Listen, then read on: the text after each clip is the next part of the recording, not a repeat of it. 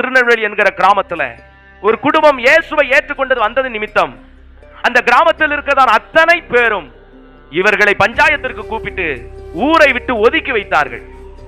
ஊர் குழாயில வந்து தண்ணி பிடிக்க கூடாது, ஊர் கிணத்துல வந்து தண்ணி எடுத்துட்டு போக கூடாது.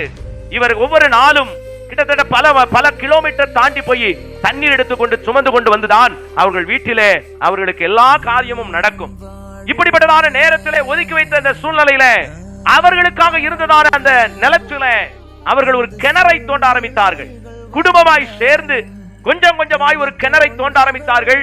தோண்டி தோண்டி அந்த கிணறை அவர்கள் ஆழப்படுத்தி ஒரு காலகட்டத்துக்கு அப்புறம் ஒரு சூழ்நிலைக்கு அப்புறம் அதுல ஊற்று வர ஆரம்பித்தது. அந்த கிணற்றிலே தண்ணீர் ஊற ஆரம்பித்தது. இதிலே அவர்கள் பிடித்துக் கொண்டிருக்கிற காலத்துல அந்த பகுதிகளிலே பஞ்சம் வந்தது. தண்ணீருக்கும் அலைந்து திரிகிற பஞ்சம். எந்த குடும்பத்தை ஒதுக்கி வச்சானோ அவன் கிணத்துல வற்றாத தண்ணியை கர்த்தர் கொடுத்திருந்தார். அவன் கிணத்துல வற்றாத தண்ணியை கர்த்தர் கொடுத்திருந்தார். ஊரெல்லாரும் வந்து அவனிடத்துல கும்பிட்டு வந்து நின்னார்கள், எங்களுக்கு தண்ணீர் தான். இதுதாங்க மகிமை.